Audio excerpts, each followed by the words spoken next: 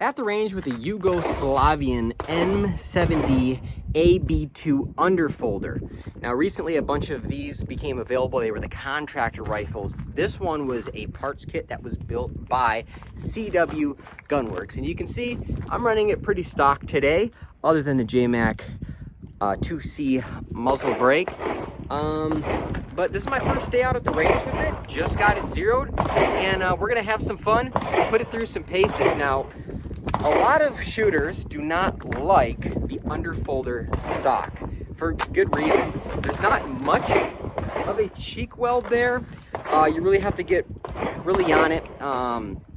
Most would agree that a fixed stock or something similar is going to be better than the underfolder. However, the underfolder is super cool.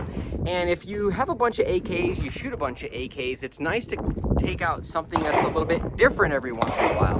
And that's what I'm doing today with this underfolder. So I'm just running iron sights and gonna have a lot of fun today at the range with the M70AB2. Now, one of the features of the M70AB2 is this grenade launching sight. And when the sight is in the up position, it cuts off the gas of the system. This allows it to launch the grenades when the grenade launcher is attached.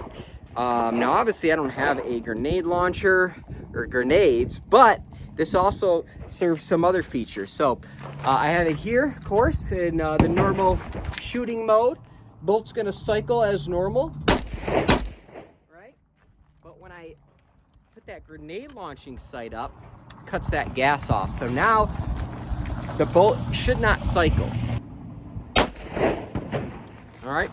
So you see it ended up slightly out of battery there, but it did not fully cycle. Should be getting a spent piece of brass. Yep. So the bolt did not cycle. I'll try it one more time. And there you go, as intended, bolt is not cycling. Now, one of the cool things we can do with that is attach a suppressor, and then when you shoot it, it should theoretically be much more quiet. So let's try that out. So here we are, the M70AB2 with the Dead Air Wolverine attached. The grenade sight is down, so it should cycle as normal. All right, now let's flip that grenade sight up and see how it sounds with the gas shut off. Sounds pretty good.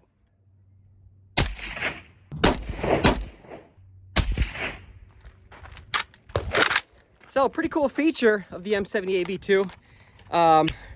If you have grenades to launch out of this bad boy, then it will absolutely work for that. But if you want to run it as a bolt action, you have that option as well.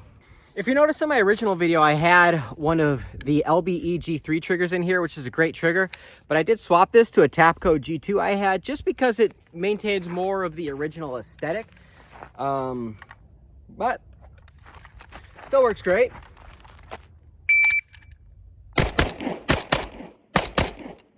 I don't often run iron sights, but when I do, I zero with the rear sight lead at the 200 meter mark at 25 yards. When I'm shooting at closer distances, like 7-10 yards, what I do is I do the old trick where I take my rear sight and I put the bottom of the front sight right on top of it.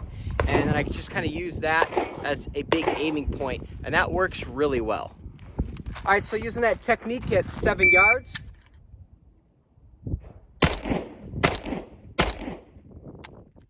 and if we take a look at the target, you'll see that that holdover is pretty much perfect on there using that technique.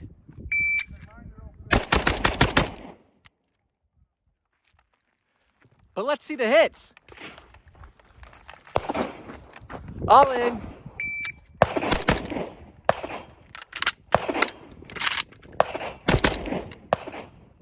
That was a 5.26. That reload was 4 seconds flat.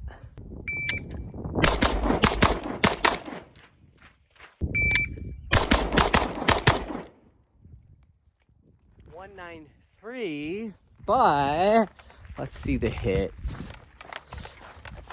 All right, we're in. We got two. And we got, ooh, just barely, but it's in too.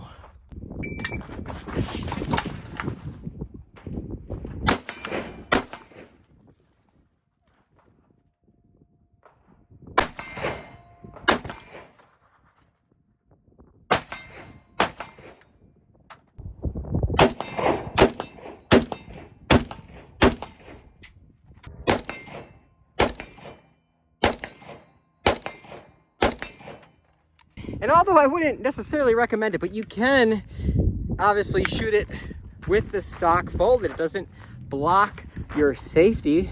That's why they have this kind of two-part safeties on these Yugo rifles. And let's do it. So I got the sling a little tightened up a little bit, so I have a little bit of sling tension. And let's see what we can do. All right, so let's just try a few rounds here.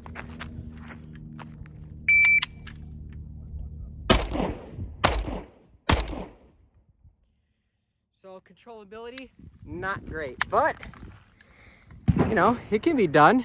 Leave Babshka alone. So after a day of shooting, I can say that this turned out to be a really good shooter.